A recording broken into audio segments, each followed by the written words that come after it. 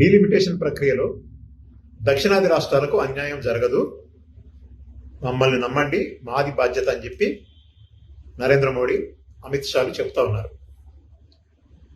అంటే linked to population అనేది ఉండదు, 50% సీట్లు అన్ని రాష్ట్రాలకు సమానంగా పెంచుతామని చెప్పారు.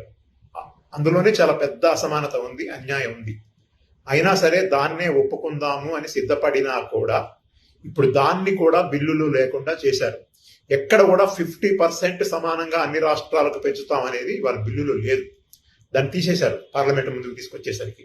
అదే సందర్భంగా వాళ్ళు డీలిమిటేషన్ కమిషన్ దీని మీద నిర్ణయం తీసుకుంటుంది, అది తీసుకునే నిర్ణయాన్ని సుప్రీంకోర్టు కూడా ఛాలెంజ్ చేయడానికి వీలు లేదు అనే పద్ధతుల్లో పెట్టారు.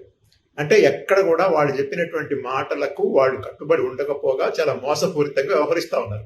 గతంలోనే చెప్పారు, ఈ దేశ ప్రజల యొక్క ఆత్మ హిందీ, మిగతా రాష్ట్రాలకి ఏమి కూడా ఆ ప్రాధాన్యత, భాషలకు ప్రాధాన్యత లేకుండా మాట్లాడారు. ఇప్పుడు హిందీ పెత్తనాన్ని, అంటే హిందీయేతర రాష్ట్రాలైన దక్షిణాది రాష్ట్రాలను తొక్కిపాడేసి బలవంతంగా ఉత్తర భారతదేశం యొక్క పెత్తనాన్ని రుద్దటం కోసం, తమ రాజకీయ ప్రయోజనాలు కాపాడుకోవడం కోసం దేశంలో ఈ అసమానతలను రుద్దుతా ఉన్నారు.